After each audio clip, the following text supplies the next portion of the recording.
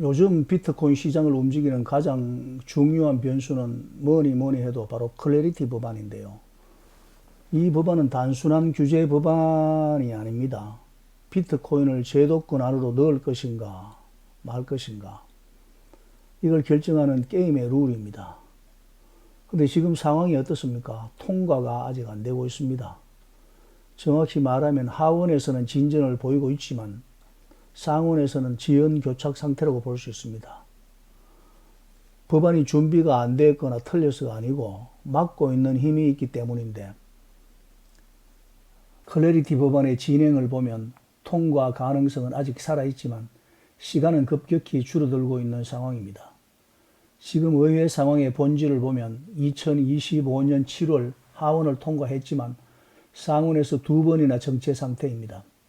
현재 상원 은행위원회에서 멈춰 있습니다. 법안 자체의 문제가 아니고 정치적 이해관계 충돌 상황이라고 봐야 됩니다. 핵심 충돌 쟁점은 스테이블 코인 이자 지급 문제입니다. 이게 거의 모든 문제의 중심입니다. 은행 측은 스테이블 코인에 이자를 주게 되면 은행 예금이 다 빠져나간다 이렇게 주장을 하는 것이고, 크립토 업계 측은 그것은 경쟁해서 해결할 문제이지 위험이 아니다 이렇게 주장을 하고 있습니다. 이 갈등 때문에 법안 수정하고 협상하고 다시 충돌하기를 반복하고 있습니다. 트럼프의 입장은 은행이 법안을 인질로 잡고 있다고 비판하면서 신속하게 통과시키라고 촉구하고 있습니다. 따라서 행정부는 통과 의지가 매우 강합니다.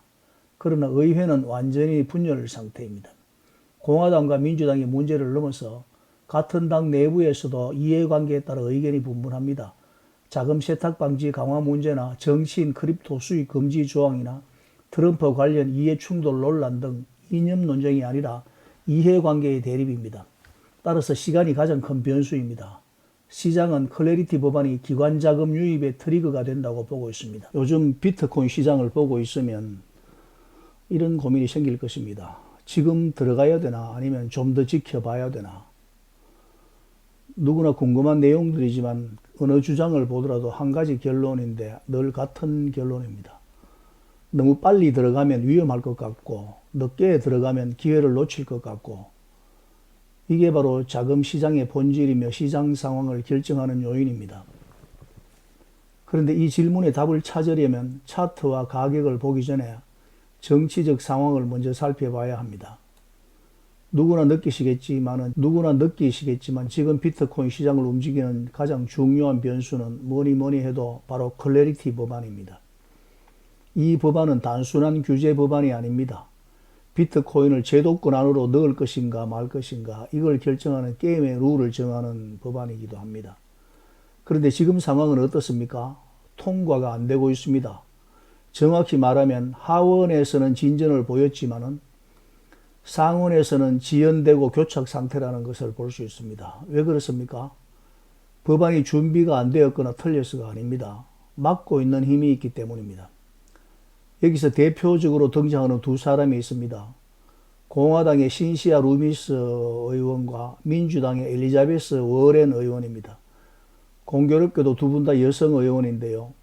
신시아 루미스는 비트코인을 제도권으로 끌어들이려는 쪽의 대표적인 의원이고, 엘리자베스 워렌은 규제를 강화하고 속도를 늦추려는 쪽을 대변하는 대표적인 의원입니다. 그럼 누가 더 강하겠습니까? 현실은 냉정합니다. 브레이크가 더 강합니다. 이건 정치 구조의 문제이기도 한데 엘리자베스 워렌이 유리합니다. 법안을 통과시키려면 다수의 동의가 필요합니다. 하지만 막는 것은 상대적으로 소수로도 가능하기 때문입니다. 그래서 밀어붙이는 사람보다는 막는 사람이 더 강하게 보이는 것입니다. 그래서 지금 벌어지고 있는 상황이 법안이 틀린 게 아니라 시간이 지연되고 있는 것입니다. 그럼 이렇게 생각할 수 있습니다. 비트코인 투자자 입장에서는 어떻게 생각할까요? 그러면 좀 더 기다렸다가 확실해지면 들어가면 되지 않을까 이런 생각이 들 겁니다. 굉장히 합리적으로 보이죠. 확실해지면 가격이 지금처럼 그대로 있겠습니까? 아닙니다.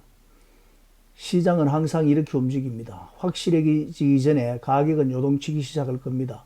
법안이 통과되거나 기관의 참여 기미가 보이거나 규제의 명확성이 어느 정도 결정이 되면 이미 늦습니다. 그래서 이렇게 되겠죠. 기다린 사람은 안전하긴 하겠지만 늦을 수 있습니다. 먼저 들어간 사람은 물론 위험하지만 기회를 잡을 수 있습니다. 이게 시장의 본질입니다. 그렇죠? 비트코인은 단순한 자산이 아닙니다. 어떤 자산이냐고요?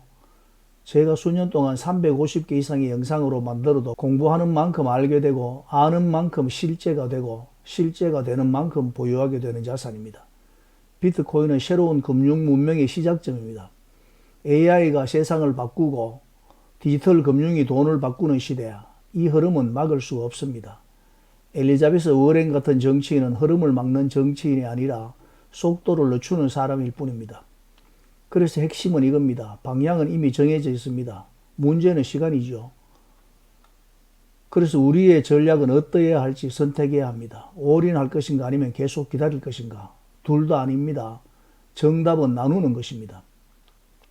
지금 일부 진입하면서 공부하고 우리가 확신이 생기는 만큼 상황을 보면서 추가해 나가는 전략이 좋습니다. 투자 금액이 좀 작은 것은 상관없습니다. 내가 이 거대한 문명의 흐름에 동참하느냐 함께 동참하느냐 이것이 중요한 것입니다. 내가 세상의 흐름을 놓치지 않고 올라탔다는 확신이 생기는 것이 중요합니다. 그 다음은 염려할 필요가 없습니다. 비트코인이 우리에게 다 알려준다는 말입니다. 우리의 삶이 얼마나 평온한지, 나의 선택이 얼마나 탁월했는지. 투자 원칙은 어제 영상에서 말한 대로 1980년대 재형제축의 방식을 가져와서 비트코인에 적용을 하면 됩니다.